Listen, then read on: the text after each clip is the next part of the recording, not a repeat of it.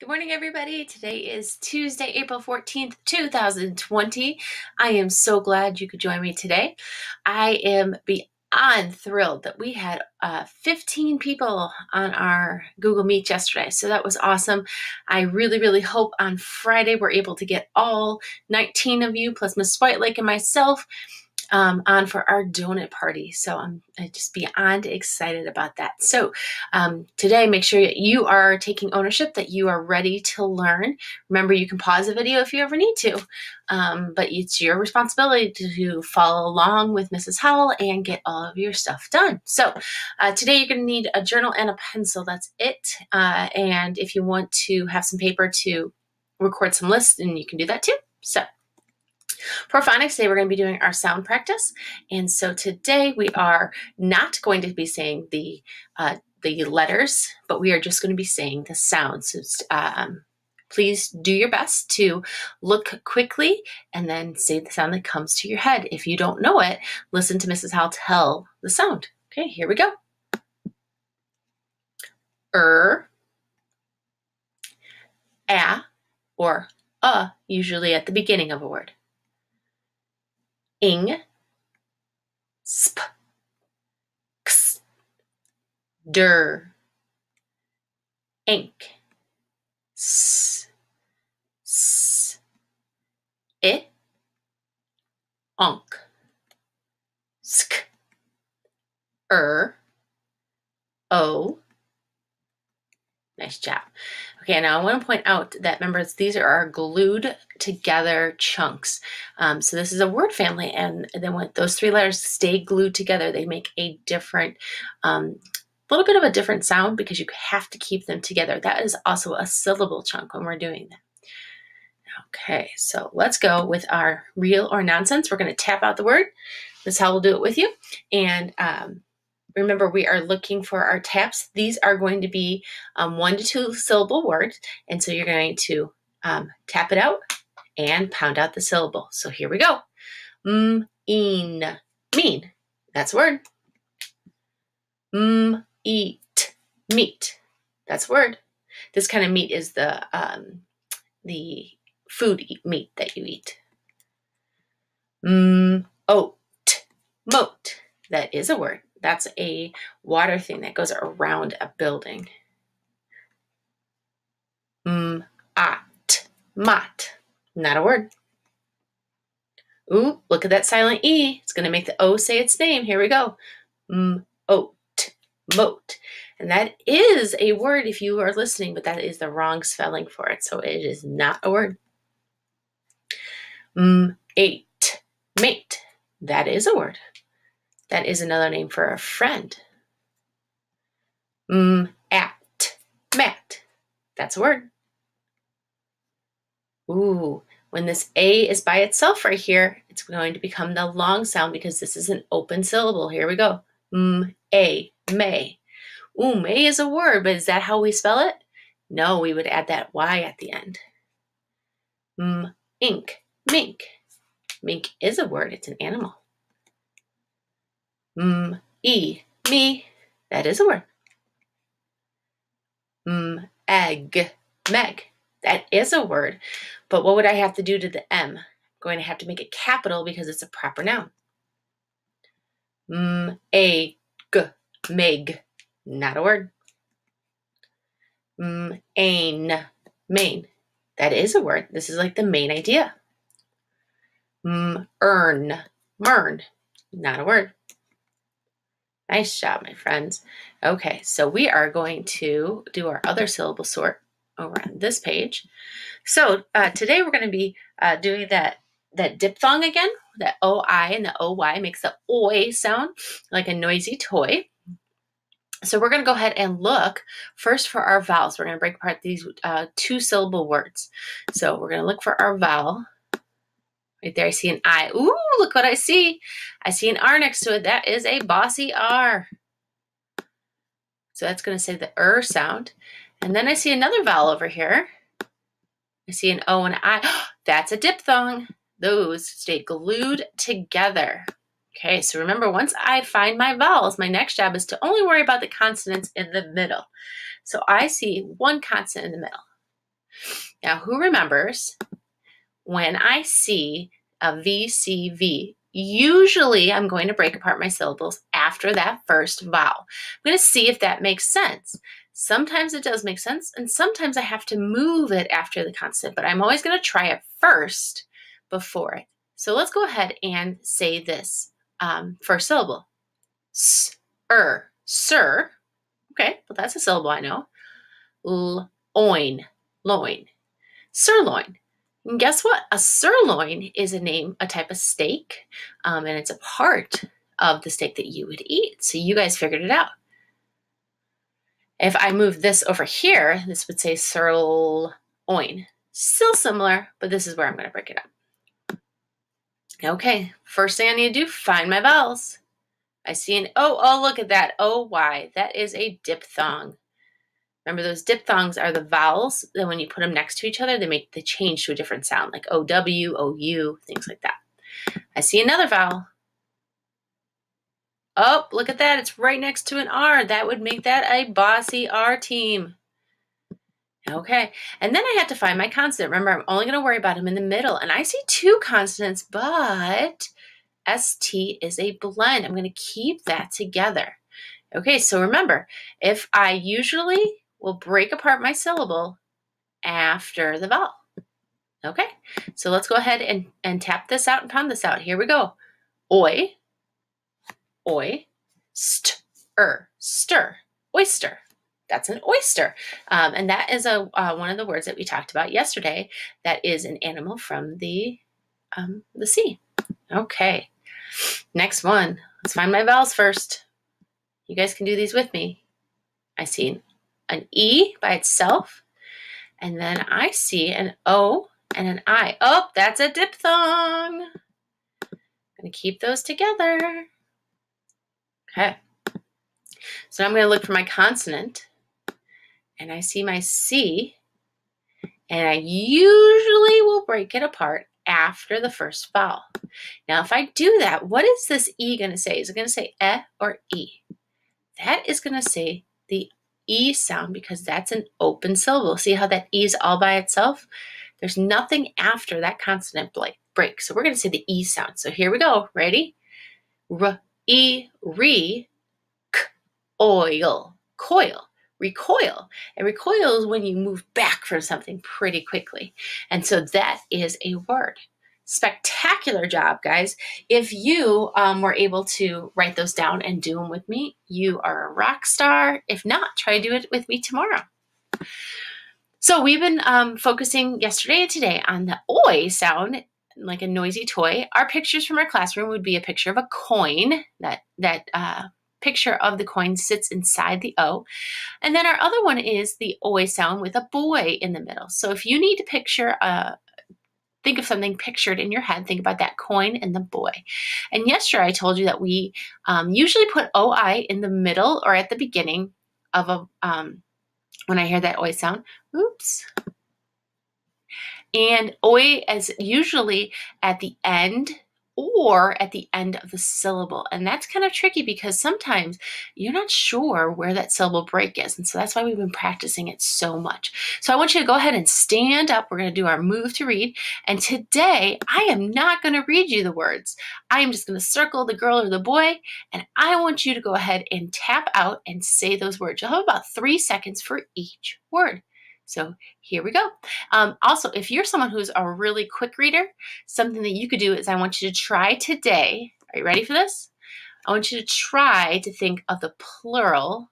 How would you make this like more than one? So this word right here is coin. So coins. Or you can try to think if you can put that word with another word to make a compound word. So that's how I want you to try to challenge your brain today. Okay, so here we go. Ready?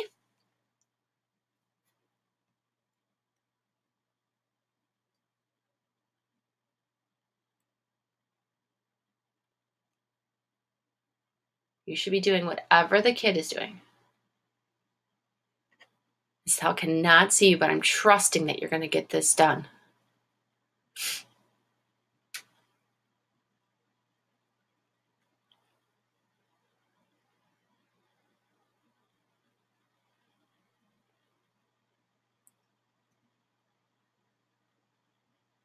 Don't do this to your brother and sister.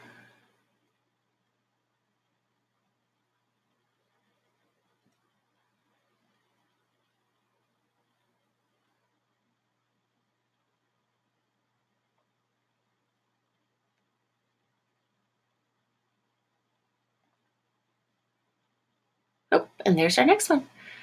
So hopefully you guys were even quicker today with that. Okay, so today for your word wall, I would like you to please make sure that you build your word wall. You can use Play-Doh, you can use magnets, you can use spaghetti noodles, you can do chalk on the ground outside, you can do your alphabet cereal if you have any, you can use flour. If you take like a cookie sheet and put a little bit of flour on the bottom of the pan, you can actually make those letters in it. Today we have the same 5 words as last week, and so we have the word going, that's a blue word, follows the rules. We have been, does, words, and carry. Now, if you are someone who is a really strong speller and you can spell all those words without looking already, I want you today to practice the vocabulary words that are down here, like vote and views. These are words that are going to be inside of our story today. So if you need a challenge, I want you to make sure that you're doing that challenge. Okay, so today our biography is a true story about a real person. So this is an informational story that teaches me things about a person. And I want to read my questions first before reading the story. This helps my brain kind of start to think about what I need to be looking for. Now, today we're not going to be doing the bottom of the story. We're going to do that tomorrow. So today, all you're doing is reading the story with me and thinking about these questions.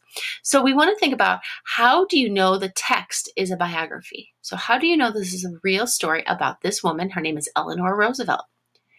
Why does the author use photographs instead of drawings? And I want to know how Eleanor and President Roosevelt were similar. And we want to use that text evidence. So we want to find the evidence in the text for that. Okay, so go ahead and get your reading finger ready. If you need to just listen with me today, you can. You can pause the video if you need to, so that way you can follow along. Also, you can go to the Google Slides that I share with you if you need to read it that way. So this is a story written by Math Mingai, sorry guys, Subramanian, and I apologize because I probably said that name pretty incorrectly. Here we go. Eleanor Roosevelt had everything most people could want. She grew up in a wealthy family. She married a man who would become president of the United States. Oh, I see some big words here like wealthy and president. But Eleanor was not like most people. She wanted to be more than a president's wife. She wanted to help people. Eleanor loved to travel. She traveled around the United States in trains. She liked meeting people and learning about them. Eleanor visited farms, schools, and cities. Everywhere she went, she listened to the stories people told her about their lives. Eleanor told the president about people she met. She told him how he could help them. This is the president right here. He listened to her ideas, asked many questions, and often agreed with her views. Eleanor met people who worked hard. They didn't have safe places to live. Eleanor helped them find homes. Eleanor met a woman who wanted to do important things. She helped them get jobs and helped them become leaders. She helped them write stories for the newspapers and magazines. Eleanor met people who didn't get paid as much as others.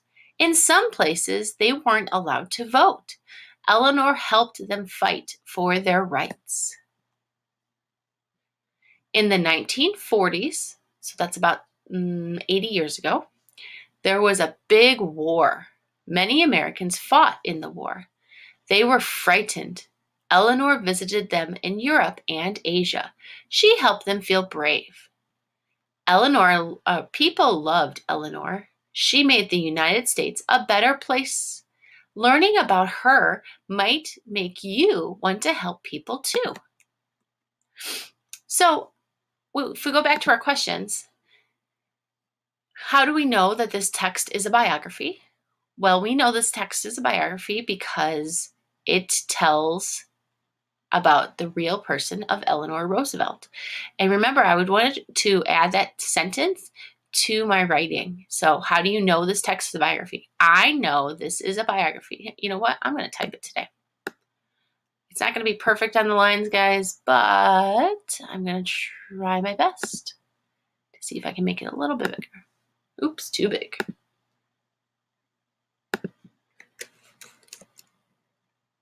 This is a biography because, oops, I need to make this a little smaller.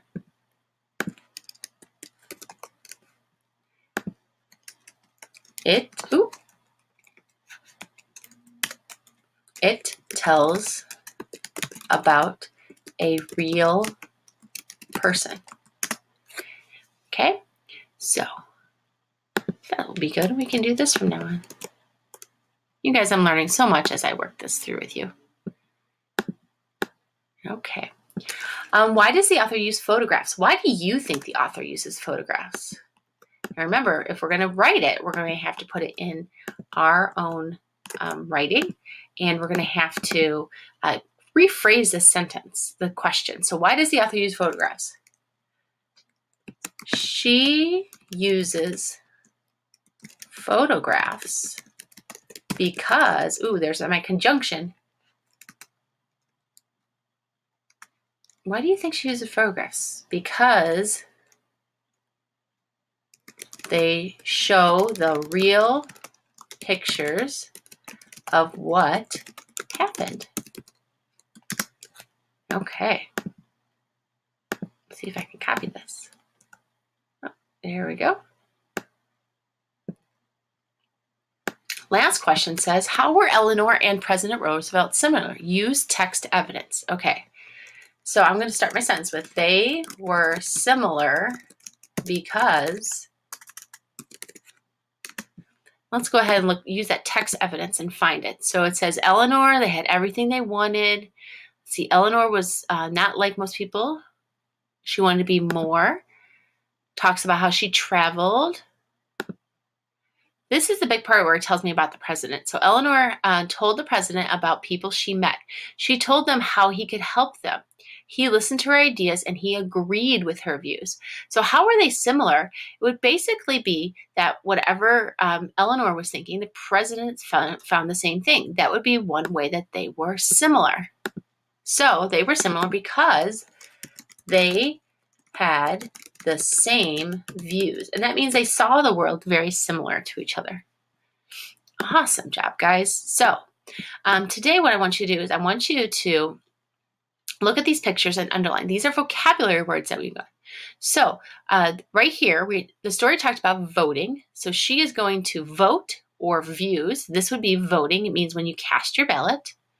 She is showing her views or leaders. So she says art in school. So this would be, let's see if I can do this. Oh, guys, I am learning so much doing this with you. Let's see if it's going to work. It did work. Oh, no. It's behind it. Let's see. Can we put it behind it? Let's see.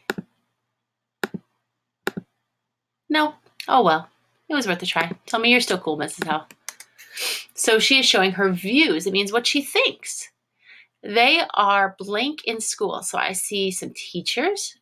They are rights in school. Well, rights means that you get them no matter what. Or they are leaders. These are probably the leaders of the school. And all Americans, that means everyone who lives in the United States, have vote or rights. And that's rights, which means we are entitled to certain things just because we're human beings, not because we've earned it. So today, if you're doing word wall and you already know those words, make sure you talk about some of the vocabulary. So right now, I need you to get on up. We're going to do one of Mrs. Howell's favorite Go Doodles. I'm going to do it with you. And if you, same rules apply as in school. If you don't want to do it, you still have to stand up and stretch out. So here we go.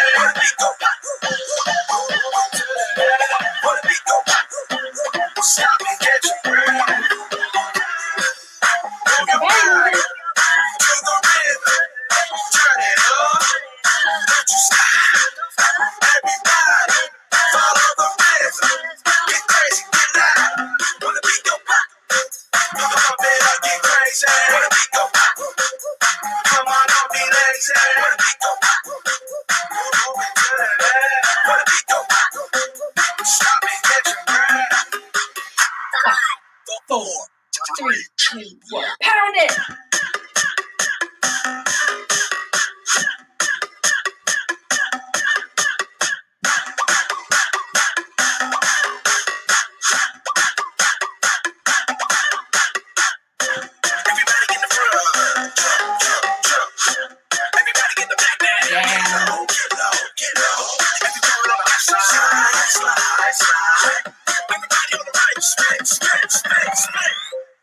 Move your body to the rhythm. Motions. Turn it up. Don't you stop. Everybody, follow the rhythm. Get crazy, get loud. When the beat go pop, when the beat get crazy. When the beat go pop, come on, don't be lazy. When the beat go pop, when the beat go pop, stop and catch your breath. When the beat get crazy. When the beat go pop, come on, don't be lazy. When the beat go pop, when the beat go pop, stop and catch your breath. 5, 4, 3, 2, 1. Pound it.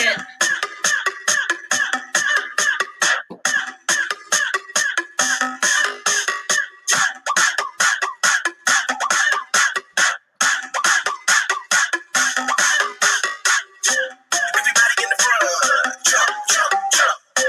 Everybody in the back there, Yeah. get low, get low. Everyone on the left side, slide, slide, slide. Everybody on the right, spin, spin, spin, spin. That was crazy. Nice job, Find you the live guys. Zumba Kids class at Zumba.com. Let's see if we got any points.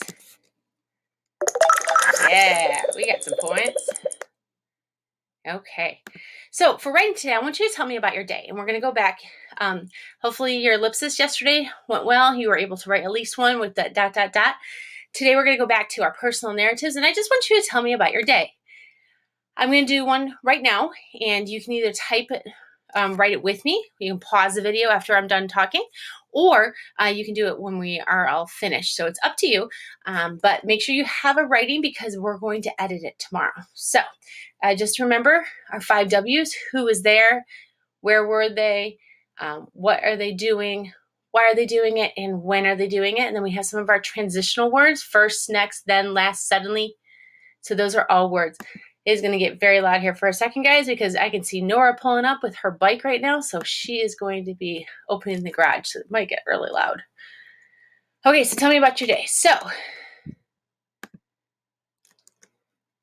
when is it? Today, I got to talk to all my kids. It was really exciting for me. First, I sent an email to everyone about our meeting. Then I waited for people to join. I was so thrilled when I saw so many smiling faces. Finally, we had to say goodbye. I felt sad when we had to finish the talk. Okay, so that's what I have for today. So I'm going to go ahead and read it just to make sure. I'm going to use my big gestures. Make sure that you are using your big gestures too. So here we go. Today, I got to talk to all my kids. Zoop! It was really exciting for me. First, zoop! I sent an email to everyone about our meeting. Then I waited for people to join. I was so thrilled when I saw so many smiling faces. Finally, zoop, we had to say goodbye. I felt sad when we had to finish our talk. Okay, so that is my writing. I want you guys to go ahead and write your own personal narrative and just keep it for tomorrow because you're going to need to edit it tomorrow. Also, I'm challenging you to use those big gestures. Okay, so for math, yesterday we were looking at 2D properties. Hopefully you were able to do that worksheet that said about the 2D properties and things. So today I have this poster for you. I'm going to give it to you for the rest of the week. And today, what you're going to need to do is you're going to have to find some examples of each shape. Some of the ones with more sides and vertices, remember vertices is a fancy name for corner, will be more challenging. So a circle has one face, that's the front, one side, and no vertices. It has no spots that the lines connect. A triangle has one face, three sides, and three vertices. Does anyone notice a pattern? For our 2D shapes, the number of sides always matches the number of vertices. Does anyone notice something about faces? 2D shapes always have one face because it's a flat shape. So pentagon's going to be kind of tricky to find. Hopefully you could try. Hexagon might be a little bit easier. I bet everyone has an octagon near their home, but you would need to have a parent with you if you did decide to go for a walk. A heptagon has 7 sides. Those are going to be very challenging. And a trapezoid might be a little bit easier. You might look at some window shapes and things. So that's one of your challenges today. Yesterday, we started with our science unit with the Mystery Doug looking about the different transparent, translucent, and opaque objects. And I told you that yesterday's lesson was so long that today I was going to give you an assignment. So today, you need to find 3 of each object. You need to find 3 transparent things. Transparent means see-through. 3 translucent things, which means kind of see-through. And then opaque means you can't see through it at all. So if you had a flashlight and you put it through the object and you could see the light through the other side, that would be something that was translucent. Transparent would be totally see-through, so that's going to be completely clear. And opaque means even if I took a flashlight and shined it on it, I could not see through it. So what I need you guys to do, this is different, guys. I need you to upload a picture of your objects to Flipgrid, Google Classroom, or you can email me. So I would like everyone to make sure that you send me a picture of what you found, okay? If you just make a list of what you found, that counts too. So today, what you needed to do with me, with the video or now, you need to make your word-well words. If you're someone who's really already good at those word-well words, please do the vocabulary from the story. They're on slide 14. You need to write a person narrative about your day. We're going to edit it tomorrow, so please just get as much done as you can today about your story. You need to find examples of 2D shapes in your house, and you need to find 3 examples of transparent, translucent, and opaque objects. And remember, you can go back to those slides on the Google slide if you need those posters again. The rest of your day, you should do 15 minutes of Lexia or Splash Learn. Read epic books or books from your house for 15 minutes to a family member. Mrs. Howell is reading the story today called One. We've read it before. It's one of my favorite books. And so you can listen to that if you want. Please check out the special area page on our classroom website. Mrs. Howell's website is Mrs. Katie Howell at Weebly.com. And the specials, PE and art and music, have all posted things. So if you are looking for more things to do, make sure you do that. And then please make sure you do your Google form for Tuesday. So I think that's it, guys. I miss you so much. You guys made my day doing the Google Meets with me yesterday. I really missed getting to see Abby and Janiyah and Taylor and Kayla. So I hope that you guys can join us next time. I really miss you guys. Please make sure you get on Alexia. We got to make sure we're continuing to work on that every single day, just like in class. And I will see you guys really soon. Bye.